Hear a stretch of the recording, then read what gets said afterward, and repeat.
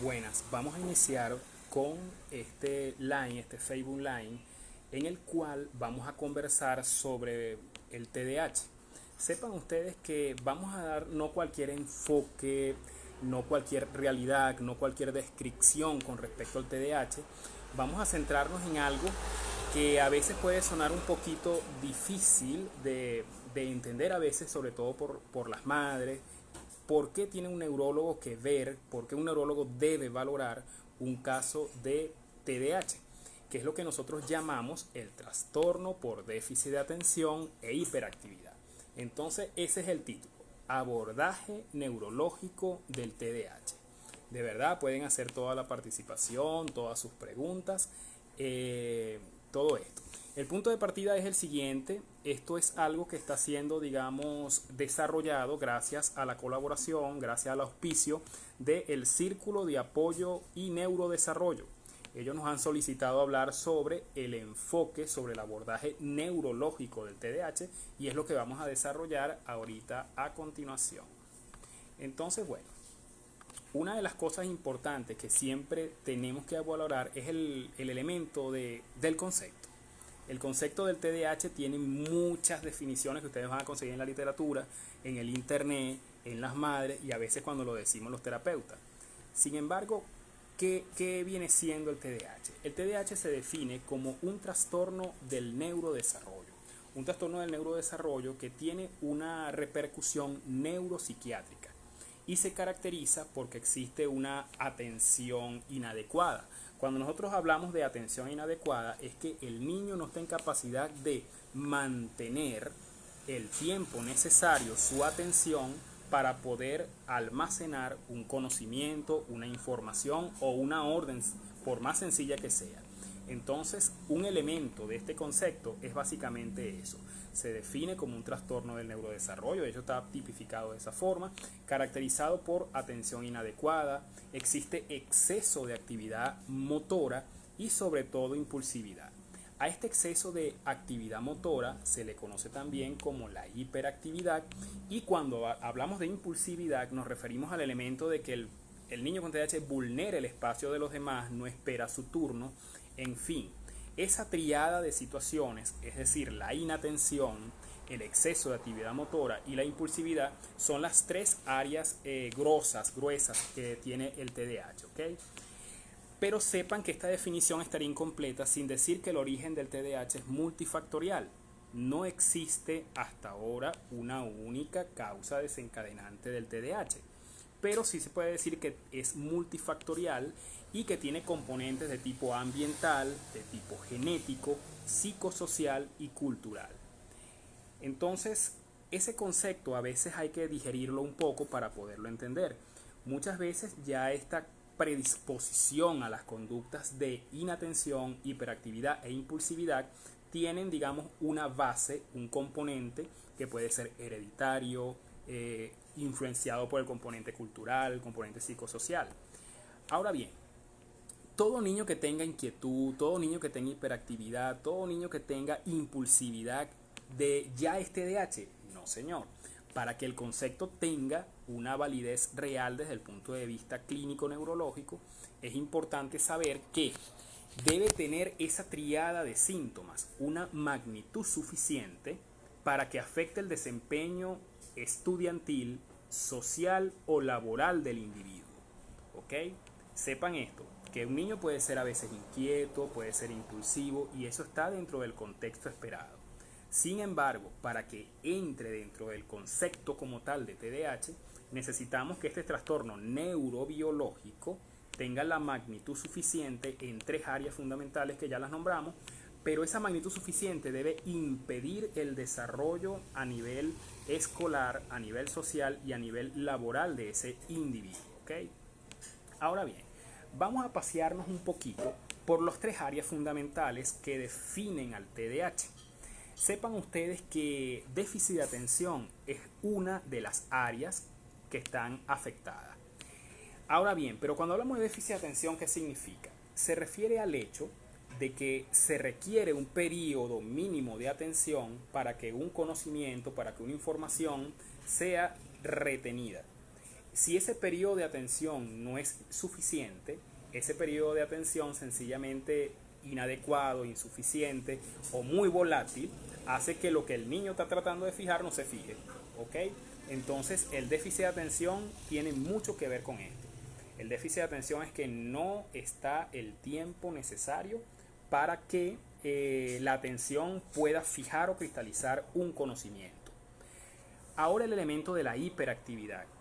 Esa es otra de las áreas importantes. Ya hablamos del déficit de atención, que requiere como tal un tiempo esperado, pero también la hiperactividad. La hiperactividad, por supuesto, se basa en el exceso de actividad motora. Motora no nada más, también puede ser motora y verbal. ¿Ok? Ellos son niños que se van a mover de manera continua sin que esa actividad tenga un propósito. Esa actividad inquieta, esa actividad que es muy marcada, no tiene realmente un propósito. ¿Ok? Pueden comenzar una tarea, la dejan de manera inconclusa, la dejan por medio terminar, y eso viene siendo más o menos la descripción de lo que es hiperactividad. La hiperactividad no es nada más el hecho de moverse, la hiperactividad también incluye el hecho de que cuando ellos tienen esa actividad tanto a nivel de motora, o sea, mueven sus extremidades sin ningún propósito determinado, pero también la parte verbal, es decir, esa taquilalia como decimos nosotros, pero en este caso sería, para explicarnos un poquito más detallado, sería eso, una conversación rápida, acelerada, muchas veces sin un contexto claro y dejando muchas ideas a medio terminar en el contexto de esa conversación. Ahora viene el otro punto, que sería el área número 3, que es lo referente a impulsividad. La impulsividad se refiere muchas veces a no esperar el turno, se refiere a vulnerar el espacio de los demás y esas conductas que son prácticamente irreflexivas. Prácticamente él no piensa cuando va a interrumpir algo, cuando va a de repente a golpear a un compañerito, va a golpear a alguien. No es que está pensando necesariamente hacer eso, le sale impulsivamente hacer esas conductas. Entonces, bueno, desde el punto de vista de definición, no es fácil hacer una definición de TDAH, pero es un punto de partida. Es un trastorno de tipo neurobiológico que tiene un impacto a nivel conductual y que definitivamente compromete 3 áreas vitales del ser humano: la atención, el control motor y verbal y por supuesto la parte de la impulsividad, que es que nosotros controlamos nuestras conductas, bien sea si el contexto social no lo permite, etc. Esas 3 áreas están afectadas. Pero recuerden, para poder tener este concepto clarito como el agua, es necesario que digamos que debe tener una duración, una magnitud suficiente esta tríada de síntomas para comprometer todo el ambiente del niño. Si un niño nada más se porta mal en la casa, pero en la escuela se porta muy bien, muy pocas veces es un TDAH real, porque se requiere que este TDAH tenga el impacto, la magnitud suficiente para poder comprometer todos los escenarios donde se desempeña el niño. Desde el punto de vista de estadística, que es otro elemento importantísimo, es que el TDAH tiene una influencia mucho mayor en las estadísticas en el sexo masculino. 4 varones, 1 hembra. 4 varones, 1 hembra. Esa es la relación que existe desde el punto de vista estadístico. Pero la población general infantil tiene un estimado del 5 al 10% de incidencia de este tipo de casos, ¿no?, de TDAH. ¿Ok? Ahora bien, ¿se comporta un TDAH igual en un varón que en una hembra? No. En el caso del varón, muchas veces lo que predomina son las conductas de impulsividad y agresividad. Impulsividad, agresividad y también las conductas de exageración motora, ¿ok?, de hiperactividad. Entonces fíjese, en el varón es más impulsivo, es más agresivo, se mueve más. La hembra a veces puede ser menos hiperactiva, pero puede desarrollar déficit de atención con mayor posibilidad que el varón. No quiere decir que no lo haga, sino que desde el punto de vista estadístico sucede más de esa forma. El niño es más inquieto, más hiperactivo, más impulsivo. Sin embargo, la hembra predomina más el déficit atencional, sin necesariamente tener hiperactividad. ¿Ok? Entonces, bueno, para los que se están sumando ahorita, apenas acabamos de empezar y nos estábamos paseando por el concepto, cuáles son las 3 áreas fundamentales de afectación, y estábamos hablando un poco sobre lo que es el componente epidemiológico.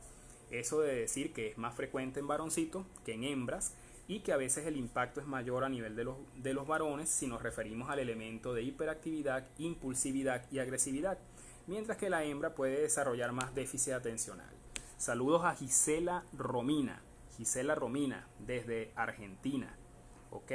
También para María Elena Torres desde Piura, Perú. Ok, hay un punto estadístico que eso tienen que conocerlo todo el mundo, y es el hecho que de cada 100 padres que tienen un niño o una niña con TDAH, el 75%, o sea, 75 de cada 100 de esos padres, presentan ellos un sentimiento de impotencia por no poder cambiar o manejar las conductas del niño. Entonces, esto es muy importante que se sepa, que el impacto que el TDAH produce muchas veces en el núcleo familiar a veces es muy fuerte, y las estadísticas hablan de un 75% de impacto, de compromiso, de afectación a nivel de lo que es la parte de la relación misma de pareja. Muchas veces esa dinámica familiar no se le presta atención, y resulta que una de las complicaciones más importantes que posee el hecho de que una familia tenga un niño con TDAH es que el 75% de esos padres se sienten impotentes, no encuentran qué hacer con el niño, y eso es importante como punto de partida. Ok, fíjense que otras estadísticas que a veces son hasta más preocupantes es el hecho de que por lo menos hay estudios que dicen que se puede relacionar muchas personas con trastorno del déficit de atención con mayor riesgo de caer en situaciones de tipo delincuencial. ¿Ok? Vamos a entender este punto mejor. No que todo niño que tenga TDAH va a ser un delincuente. No, esa no es lo que estamos conversando. Lo que estamos diciendo es que si un TDAH no es abordado, no es atendido, no es manejado en el tiempo, tiene mayor riesgo estadístico de caer en deserción escolar, problemas con la ley, no tener un trabajo estable, en fin, todas esas cosas pueden verse afectadas. Y cualquier ser humano, al tener vulnerado esos elementos, también puede caer en cuestiones ajenas a la ley. ¿Qué sucede también desde el punto de... Las estadísticas del TDAH son una de las cosas llamativas, que ojalá le pongamos mucha atención. Y es el hecho de que, fíjense, hablamos de que el impacto en la casa, 75% de los padres se sienten impotentes. Un gran porcentaje de TDAH pueden caer en situaciones ilícitas. Pero fíjense esto, que el TDAH no viene solo. Hasta el 70% de los casos de TDAH, ellos presentan alguna comorbilidad. Nosotros los médicos le decimos comorbilidad, pero realmente esto es el acompañante. ¿Qué enfermedades o qué condiciones o trastornos pueden acompañar al TDAH? El TDAH no es nada más que el niño es tremendo, se porta mal, es inquieto, va mal en la escuela, no.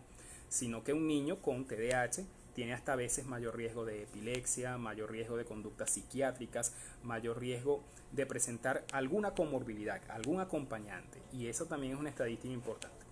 ¿Qué sucede además? Que el TDAH no se le puede hablar de cura, es decir, no es que tú tienes TDAH a los 7 años y a los 8 años se te quitó. No, el TDAH es un trastorno de tipo crónico y eso te puede acompañar en la adolescencia, te puede acompañar en la adultez. Lastimosamente el TDAH no ha sido, digamos, uno de los temas que hemos seguido en el ámbito de la adultez. Muchos adultos que presentan la condición de TDAH ni se enteran que lo tienen. Y es porque sencillamente pasó desapercibido en la infancia, pasó desapercibido en todas esas etapas. Ok. La historia es larguísima con respecto al TDAH. El TDAH de verdad comienza desde 1902 por lo menos a hacerse la primera descripción sindromática. Steele, un autor, él había hecho una descripción bastante llamativa de cómo es el comportamiento o áreas de afectación de una persona con lo que hoy conocemos TDAH, pero en ese tiempo no se llamaba TDAH. Eso pasó por nombres, por lo menos en 1930, de daño cerebral mínimo. Se pensaba que a nivel de la estructura cerebral existían algún tipo de alteración de la estructura que ocasionaba esas conductas, pero se han hecho estudios de imágenes, de PEC, de todas cosas, y no se ha logrado muchas veces determinar una lesión como tal. Como eso sucedía de esa forma, en 1930 se le llamaba daño cerebral mínimo, pensando que había una lesión estructural, pero nunca se consiguió la dichosa lesión. Entonces en 1960 se le cambia el nombre a una disfunción cerebral mínima. Disfunción cerebral en el sentido de que, bueno, ellos decían, sí, está anatómicamente bien, pero es posible que desde el punto de vista funcional su cerebro tenga debilidades. Y por esa razón se está presentando el TDAH. ¿Ok? Entonces fíjese que hemos paseado por varios nombres. Eso que ahora todo el mundo le dice TDAH no siempre fue así. Antes se llamó primero daño cerebral mínimo, después en el 60 se le comenzó a denominar disfunción cerebral mínima, pero vamos a irnos a lo más reciente, ¿no? El DSM-4, el DSM-5. En el caso del DSM-4 y DSM-5 plantean el trastorno por déficit de atención con hiperactividad, ¿ok? Incluso en mucho tiempo se le llamaba una reacción hipercinética de la infancia. Esto más o menos para los años 60, para 1968 más o menos, ¿ok? Entonces vean que no es una cosa de ahorita, solamente que ahorita se está estudiando más. Ok, causas. Lamentablemente este tipo de condiciones no tienen una causa bien desarrollada, bien descriptiva, pero ya lo que es la parte de las investigaciones y la literatura, todos hablan a favor de que existe un componente genético hereditario. Fíjese que si la mamá o el papá del niño presentaba TDAH, ese niño tiene 8 veces el riesgo de tener TDAH en comparación a la población general. Otra cosa, cuando son niños de bajo peso al nacer, eso se multiplica por 3 el riesgo de que ese niño venga con TDAH. Otro, el consumo materno de tabaco, el consumo materno de alcohol, el uso de drogas durante el embarazo, son factores de riesgo para lo que nosotros denominamos el TDAH, ¿ok? Entonces, desde el punto de vista de causa como tal, el componente genético, muy importante. Embarazos mal controlados, muy importante. El consumo de tabaco por la madre, el consumo de licor, todo eso, las drogas, y se habla mucho hasta del estilo de vida, ¿ok? Entonces, bueno, las investigaciones sobre todo se han ido para la parte genética. La parte genética la han profundizado a un punto donde de verdad ya tienen hasta localizados cuáles pueden ser los genes protagonistas o causantes de un TDAH. Se habla de un gen, el DRD47, ubicado en el cromosoma 11. Este hallazgo, desde el punto de vista genético, hace pensar que definitivamente es algo que no podemos dejar por fuera. Siempre pregunte si de repente los padres, algún familiar cercano, presentaba alguna condición parecida, porque puede ser un factor de riesgo y eso está debidamente estudiado. Fíjate algo que desde el punto de vista de funcionamiento del cerebro, el cerebro usa neurotransmisores. Los neurotransmisores que están más involucrados en este componente del TDAH básicamente sería la dopamina, la noradrenalina. Existe algo que llaman la corteza prefrontal. La corteza prefrontal viene siendo, digamos, el área que mayor compromiso tiene cuando hablamos de TDAH, ¿ok? Pero no solamente es la corteza prefrontal. Aparte de la corteza prefrontal, están incluidos también los ganglios de la base, se ha incluido también al cerebelo y otras estructuras cerebrales. Pero a efectos de esta discusión del día de hoy, vamos a resaltar el componente de la región prefrontal, ¿ok? La región prefrontal, los ganglios basales y el cerebelo. Estas estructuras cerebrales están inmersas, están involucradas en la génesis del TDAH, por lo menos desde el punto de vista anátomo-funcional. ¿Qué otra cosa sucede de manera importante? Los neurotransmisores.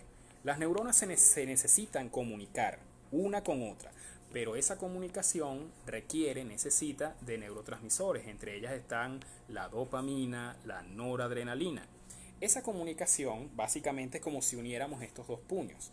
En el intermedio de estos dos puños debería haber suficiente cantidad de neurotransmisores, es decir, suficiente cantidad de dopamina y noradrenalina. Pero en el caso de un paciente con TDAH no pasa eso. Están las dos neuronas que están representadas aquí por dos puños. El intermedio de los dos puños debería estar, como les digo, repleto de neurotransmisores, pero en el TDAH no pasa eso. Esos neurotransmisores son reabsorbidos por las neuronas y entonces esa área que une a las neuronas está desprovista de esos neurotransmisores. Y es lo que más se sabe hoy en día, ¿ok? Bueno, áreas de afectación. memoria de trabajo, fallas de atención, inhibición de respuesta. Todo esto a nivel cerebral tiene sus estructuras. Básicamente la corteza o área prefrontal. Eso es muy importante. Pero no dejen por fuera siempre lo que es el cerebelo, los ganglios basales, incluso lo que llamamos el cuerpo calloso. Entonces quería pasearme un poquito para que vean que esto no es algo que el niño tiene culpa de portarse como se porta, sino que esto tiene una génesis a nivel de su cerebrito. O sea, por más que usted le llame la atención, lo regañe, le pegue, eso es a nivel cerebral una serie de cosas que se están produciendo. Entonces, bueno, básicamente en el repaso de las posibles causantes, por ponerle un nombre, vamos a hablar mejor de factores de riesgo asociados con el TDAH, padres con TDAH, edad materna en extremos, bien sea avanzada o que sea muy joven la madre, que tenga exposición a tóxicos, a tabaco, a licor, embarazos de alto riesgo que nunca se controlaron, son los principales factores de riesgo. La clasificación es bastante sencilla porque básicamente lo que se hace es como una combinación de las diferentes maneras en que se va a expresar el TDAH. En el DSM-4 se habla, ¿verdad?, de TDAH predominio inatento. Esa es una forma de TDAH. TDAH de predominio inatento. Otra es que sea un TDAH en el cual sea hiperactivo impulsivo. Vean que tiene aquí dos áreas de afectación. Y por supuesto está un TDAH combinado, que muchas veces es el más frecuente, en el cual hay una mezcla de inatención, hiperactividad e impulsividad. Recuerden, esto no es culpa necesariamente del niño, esto tiene una génesis a nivel cerebral. Claro, eso tiene muchas influencias psicosocial y cultural y todo eso, pero sepan ustedes eso. Entonces ya con esto nos hemos paseado un poco por definición, los posibles factores de riesgo, algo de historia también hablamos, y también de la clasificación. Eso es básicamente lo que queríamos comentar desde el punto de vista de eso.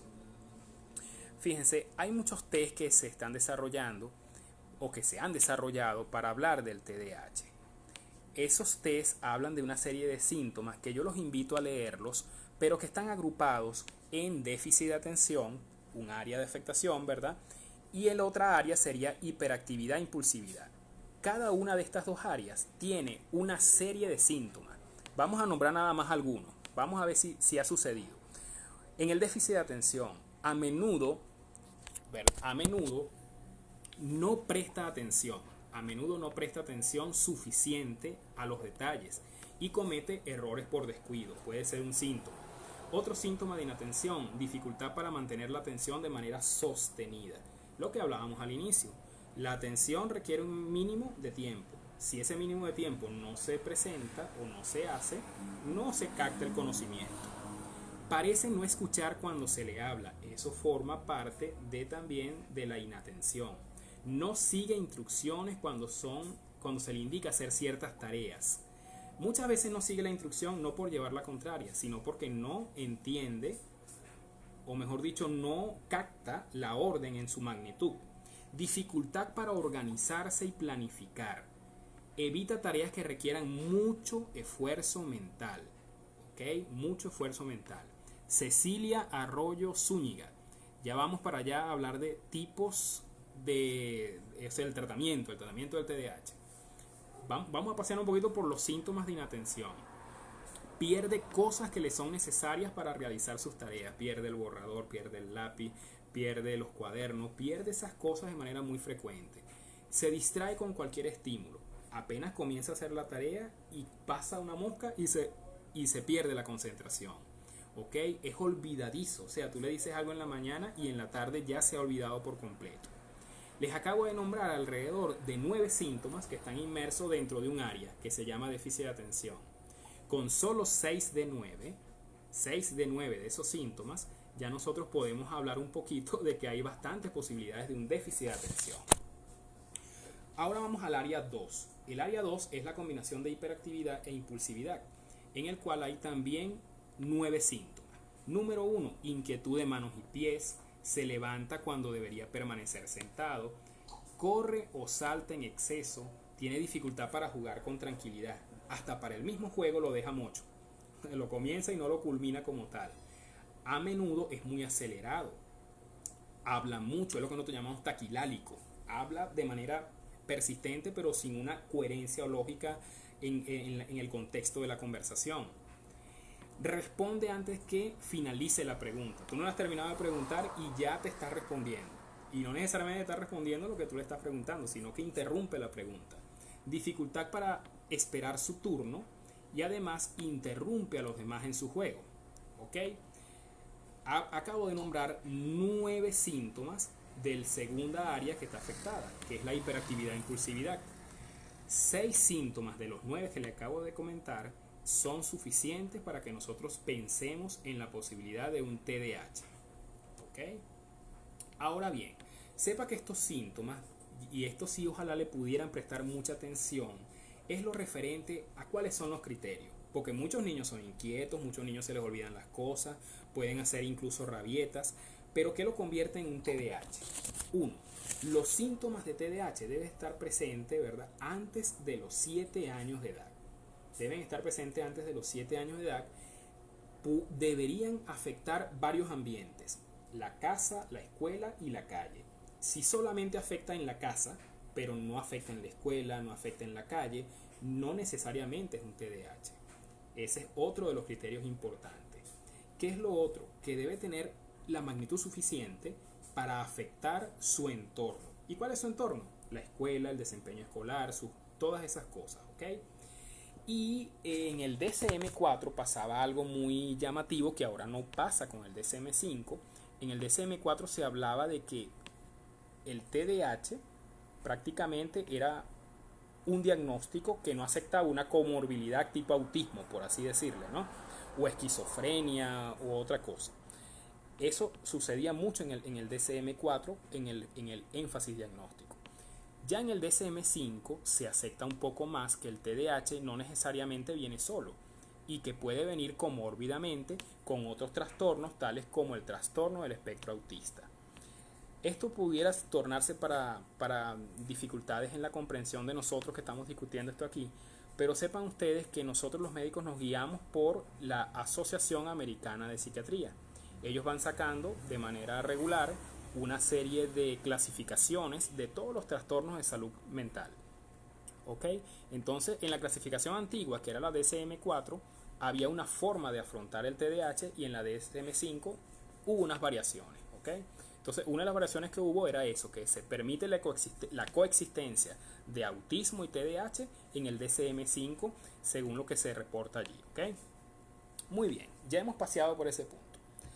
Hay algo que ayer lo estaba conversando en el line que hicieron ayer el doctor Yuri de México y lo estaba haciendo también de neurodesarrollo, que Elisa Farías, ella también estaba conversando ayer un poco sobre esta famosa bola de nieve, ¿ok?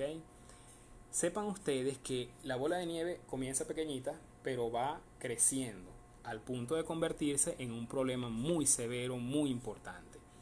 Problema número 1 de esa bola de nieve: un niño que tiene baja autoestima porque todos los días le están diciendo lo hiciste mal, lo estás haciendo muy mal, todos los días recibiendo esa información, él básicamente asume que eso es verdad, que todo lo hacen mal. Eso va haciendo afectación de la autoestima, ¿ok? Hay adversidad psicosocial, ¿ok? Problemas laborales, puede haber problemas de deserción escolar, a veces delincuencia, accidentes de tráfico, uso incluso de drogas. Es decir, el TDAH, si no se aborda con tiempo, se convierte en una bola de nieve cada vez más grande, más intensa. Y eso es muy importante. Otro concepto que quería manejar era lo referente a escuchen esta palabra, regulación emocional. La regulación emocional es un proceso que tenemos todos los seres humanos y en el cual nosotros modificamos nuestra respuesta emocional para adaptarnos a las demandas del ambiente. Eso es el deber ser. Esa regulación emocional es lo que debería suceder en todos nosotros, pero está demostrado que el paciente con TDAH tiene todo lo contrario y se llama desregulación emocional.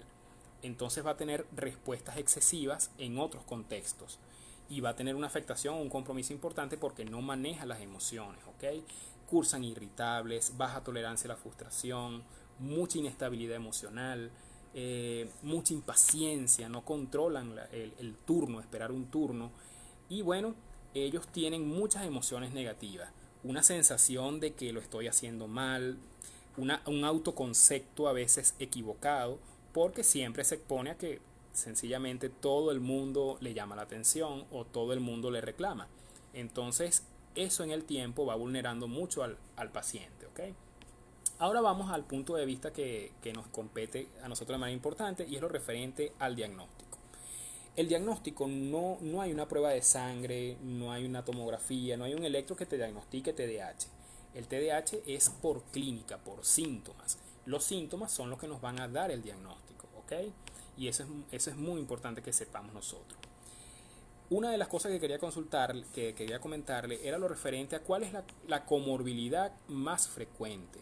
Lo más frecuente es que estos niños sean oposicionistas desafiantes y que tengan trastornos de conducta, trastornos de ansiedad, trastornos de coordinación. Las fallas de aprendizaje están a la orden del día y muchos de ellos pueden presentar incluso depresión mayor, trastornos como tipo tics, temblores, parpadeos, cambios de humor, pero los más frecuentes, trastorno oposicionista desafiante. El tratamiento, llegamos al tratamiento, que eso lo estaban preguntando por aquí ahorita, ¿ok? Que lo estaba preguntando Lida Moreno Céspedes. ¿Cuál sería el tratamiento, medicación y para toda su vida? Vamos a hablar un poquito del tratamiento. El tratamiento no véanlo como una mesa que tiene varias paticas. Todas las paticas son importantes para sostener la mesa. Esto se le llama tratamiento multimodal. El pensar que el TDAH mejora con una pastilla es un error. O pensar que el TDAH mejora solamente con medicación es un error. Es bueno pasearse por todas las alternativas que existen con respecto al TDAH. Fíjense que esto de la psicoeducación, hablar con los padres, que los padres entiendan en qué consiste el TDAH, forma parte del tratamiento. Antes no se le daba tanta importancia, pero ahora sí. Ahora se sabe que el padre debe conocer sobre eso. Y yo le sumo el elemento social. La sociedad debe entender que esto existe. Los colegios, las escuelas, las maestras también forman parte del tratamiento. Y por ende las maestras deben tener la mayor formación con respecto al TDAH. Y otra de las paticas es por supuesto la medicación. La medicación se divide o se clasifica en estimulantes y no estimulantes. Estimulantes, metilfenidato. No estimulantes, atomoxetina. ¿Ok? Entonces, sepan ustedes que la medicación tiene un criterio. Ningún TDAH es exactamente igual a otro. El médico, de acuerdo a la evolución que tenga el paciente, va a decidir si requiere usar atomoxetina, risperidona, metilfenidato, Ritalin, lo que sea. ¿Ok? El tratamiento depende de eso. ¿Ok? Tratamiento para el oposicionista desafiante. Mira, el oposicionista desafiante es un diagnóstico que se le suma al TDAH. Es decir, el TDAH no viene solo, sino que viene acompañado con una comorbilidad neuropsiquiátrica que se denomina trastorno oposicionista desafiante. Ese trastorno oposicionista desafiante es una de las cosas más difíciles a veces de tratar. Es muy valioso la postura, la opinión, el abordaje del psicólogo, del psicopedagogo. Creo que es necesario explotar los talentos del niño para tratar de exaltar un poco cuáles son sus partes positivas y no centrarnos en lo negativo. Eso también. Y la medicación se va a colocar siempre y cuando ese déficit de atención, esa hiperactividad o esas conductas oposicionistas desafiantes se conviertan en un riesgo para él y para su entorno. En esos casos, el neurólogo debe decidir si usa un medicamento de tipo estimulante o no estimulante. En nuestros países se consigue tal vez con mayor... claro, la realidad ahorita, país de Venezuela es diferente, pero en el contexto general se usa la atomoxetina, que es la estratera, también se conoce como abretia, y se pueden ir haciendo cálculos que su médico le va a hacer dependiendo del peso del niño, no es cualquier dosis. Esa dosis va a depender del peso del niño y por supuesto de las conductas. Pero sepan que no es nada más de medicamentos. También se le puede asociar un ansiolítico porque ellos son a veces muy inquietos y esa inquietud y las conductas de oposición desafiantes responden al medicamento risperidona puede responder bien a la risperidona o puede responder al aripiprazol, que también es otro fármaco que se usa, ¿ok? Pero como te digo, esto no es una receta general para todos, eso es algo muy individualizado y que lo va a decidir su médico tratante, ¿ok? Entonces, bueno, a manera general nos hemos paseado por todas las cosas importantes. Por aquí, si quieren hacer alguna pregunta. ¿Cómo explica que mi hija de 16 años es torpe en algunos movimientos, pero cuando juega básquet hace unos puntos de canasta increíbles de lejos? Ok. Esta parte es muy importante y es por el hecho que estábamos conversando de que existe un elemento que no se habla en el TDAH y es la motivación. ¿Ok? La motivación hace que el niño tenga mayor atención. Al tener mayor atención hay mayor coordinación. ¿Ok? Esto es una sumatoria de eventos. Y ya con 16 años las destrezas motoras gruesas, las destrezas motoras finas, que muchas veces son necesarias para el baloncesto, ya están desarrolladas. Lo que hace falta es centrar la atención y tener una coordinación. Pero esa coordinación, en el caso de tu hija, yo lo asumo a la motivación. Le gusta, ¿ok? Siente talento para ello y lo hace. Pero de repente tú la colocas a una actividad que no le guste, bien sea dibujar, tú de repente la colocas a organizar el cuarto y pudiera no hacerlo bien. ¿Por qué? Porque no le genera necesariamente gusto, no le genera necesariamente emoción. Entonces ese punto hay que tomarlo con cierta prudencia, ¿no? Ok. Entonces, bueno, básicamente nos hemos paseado por los conceptos fundamentales de todo esto. Los niños fronterizos son parte de los TDAH. Ok, ¿qué tipos de autista puede tener TDAH? Ahorita lo conversábamos que en el DSM-4, que es la clasificación anterior, prácticamente o era chicha o era limonada. Es decir, era una cosa o era la otra. O era TDAH o era autismo. Sin embargo, en lo que uno está valorando en este DSM-5, prácticamente acepta la coexistencia de TDAH con autismo, ¿ok? Este punto, por supuesto, tiene que ser trabajado por su respectivo médico, por su psicólogo, para llegar a esos diagnósticos. Hola, saludos desde México, Jackie Bozada Montero.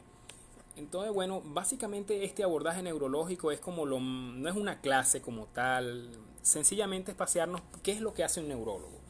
El neurólogo tiene que descartar algunas condiciones que acompañan al TDAH. Por lo menos un niño con TDAH puede convulsionar, incluso con mayor frecuencia que aquel que no es TDAH.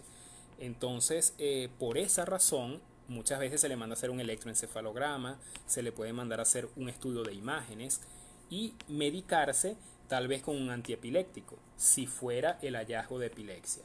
Entonces, el neurólogo tiene una finalidad diagnóstica y terapéutica, pero el neurólogo no es el único que actúa dentro del TDAH. Hace falta la intervención del psicólogo, del psicopedagogo, hace falta la intervención de un equipo multidisciplinario. Ok, mi hijo tiene TDAH, pero mi esposo le da mucho la tableta y juegos de video. ¿Le puede empeorar el TDAH? Y ahora que estamos encerrados, casi le doy los medicamentos que están mal. Ok, fíjate esto, se recomienda no exponer con tanta frecuencia ni de manera precoz a los niños, bien sea a las tablets, a las computadoras, a la televisión en sí, ¿ok? Si esto se exagera, se hace muy frecuente todos los días, eso puede ser peligroso o llamativo. Incluso yo soy partidario de que los horarios a veces para la televisión puede ser una buena alternativa. Cuando la cantidad de horas que el niño se la pasa frente al televisor excede a sus responsabilidades, no está bien, ¿ok? Entonces, eso es otra cosa que tenemos que tratarlo con mucho tino ahí. La adultez. El TDAH evoluciona de manera crónica tanto a la adolescencia como a la adultez. Eso se sabe ya desde hace mucho tiempo. Sin embargo, no se le ha dado la debida importancia y muchas personas que tienen TDAH prácticamente no tienen un seguimiento ya de adulto. ¿Ok? Entonces, sepan ustedes que el TDAH no es nada más de niños.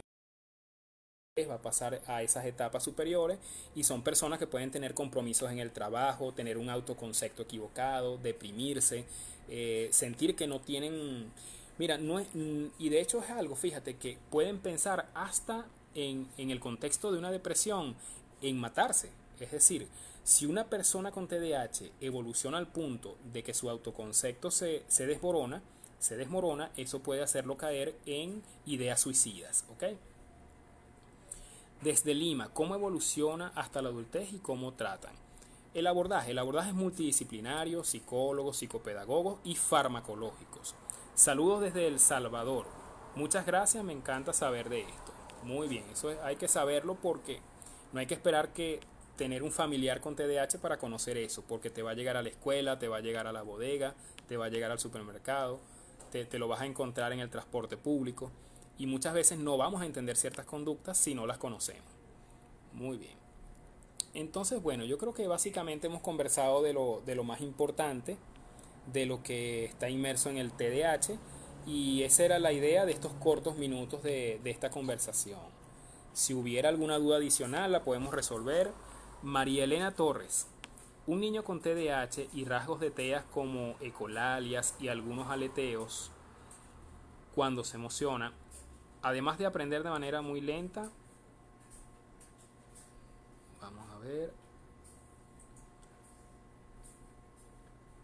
ok, eso, las ecolalias. Hay una serie de síntomas que son muy típicos del autismo. Las ecolalias, conductas repetitivas, el alinear objetos.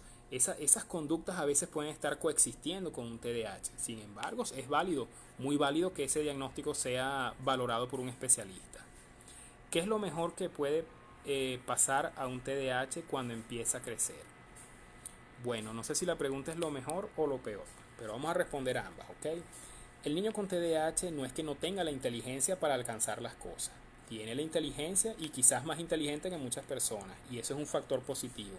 El problema está que esa inteligencia, si no es bien usada, sencillamente no hace que el niño evolucione en sus tareas, en su desempeño. Lo peor es que muchos niños con TDAH, cuando llegan a la adultez, entran en situaciones delictivas, deserción escolar, abandonan el trabajo, les cuesta las figuras de autoridad, todo eso pasa ahí, ¿ok? Entonces, bueno, por favor responda. Mi pregunta, mi hijo es fronterizo y se siente ofuscado rápidamente y se da cuenta de sus limitaciones y se siente frustrado. Cuando no puede, disculpe mi ignorancia, los niños, ok. Bueno, yo cuando hablas de fronterizo asumo tal vez el componente cognitivo. Es como que si de repente el niño tuviera una edad cronológica que no está acorde con su edad mental. Entonces, ese borderline puede ser un factor de riesgo para que su aprendizaje sea mucho más complejo, mucho más difícil. ¿Qué sucede cuando un niño de repente tiene una edad mental inferior a su edad cronológica? Que en la escuela le explican de acuerdo a su edad cronológica. Tiene 7 años, vamos a explicarle de acuerdo a 7 años, pero su cerebro no necesariamente está rindiendo a ese nivel, ¿ok? Entonces eso hace que él no solamente tenga el déficit de atención, no solamente tiene la hiperactividad si la tuviera, sino que también tiene en su cerebro una mayor dificultad para el aprendizaje. Entonces eso hace que sea mucho más intenso. Gracias, tengo 3 nietecitas con autismo, son mis angelitos.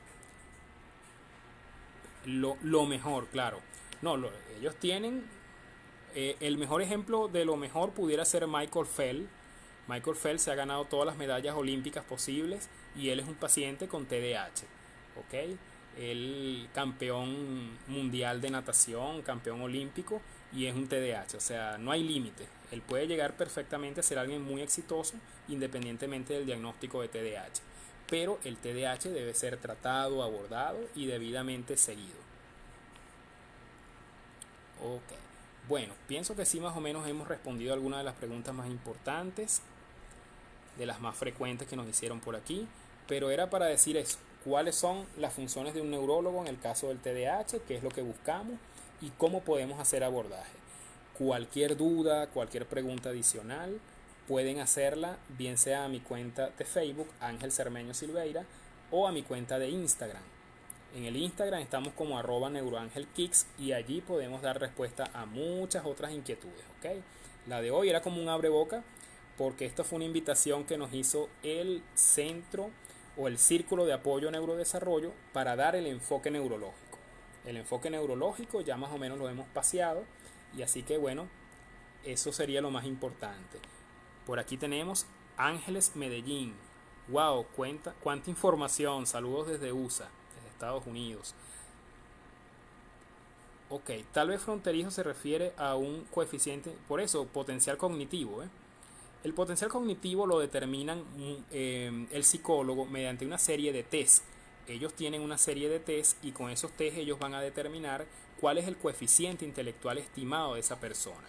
Muchas veces el coeficiente intelectual, según sea el cálculo que le realice el psicólogo, va a tener mayores o menores dificultades con respecto a su aprendizaje, porque menor componente cognitivo o mayor compromiso del coeficiente intelectual va a repercutir en un aprendizaje mucho más difícil, mucho más laborioso. Ok, por favor repita su Facebook. Mi Facebook es Ángel Cermeño Silveira. Realmente este es el primer Facebook Live que hago. Siempre realizo es más que todo Instagram, Live Instagram. Allí me pueden conseguir como @neuroangelkicks. Y bueno, plenamente a la orden. Todo paciente que tenga una inquietud, una consulta en línea, también estamos plenamente a la orden para todo eso, ¿ok? En esta situación de cuarentena, muchas madres, muchos padres le hemos podido ayudar mediante esta modalidad de asesorías en línea. Entonces, eso. Mi Facebook, Ángel Cermeño Silveira. Ángel Cermeño Silveira. Ok.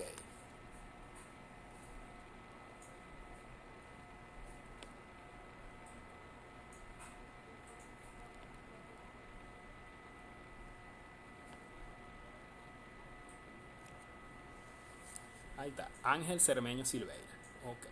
Entonces, bueno, no me queda más pues que a mi hijo le da mucho trabajo hacer sus tareas. Tiene 6 años y no hasta donde... No entiendo mucho la pregunta ahí. Ah, que no sabes hasta dónde presionarlo. Ok, más que expresión, apoyo, ok, pero un apoyo bien canalizado. Hay que buscar asesorías con el psicopedagogo, con el psicólogo y con los terapeutas para tratar de canalizar mejor eso. Mi hijo tiene 17 años, es autista, tiene mucha ansiedad y grita mucho. ¿Qué me aconseja? Ok, hay que ver el nivel de autismo, hay que ver cuáles son los disparadores de esas rabietas, porque eso está demostrado en el autismo. Existen ciertos disparadores que hacen que hagan más rabietas y eso hay que trabajarlo, digamos, con su terapeuta. Bendiciones por compartir y ser solidario. Milagros Fernández Romero. Chali Pinto. Doctor, mi hija estaba medicada con sertralina y dejó de tomarla hace como 4 meses, pero con la cuarentena está con mucha ansiedad y depresión. Este es uno de los casos que nos dice que posiblemente tenemos un TDAH con una comorbilidad psiquiátrica. Esa comorbilidad psiquiátrica puede ser un trastorno de ansiedad, un trastorno depresivo, y esas comorbilidades sí deben ser medicadas y deben ser medicadas por su respectivo médico psiquiatra para tratar de mejorar esa sintomatología.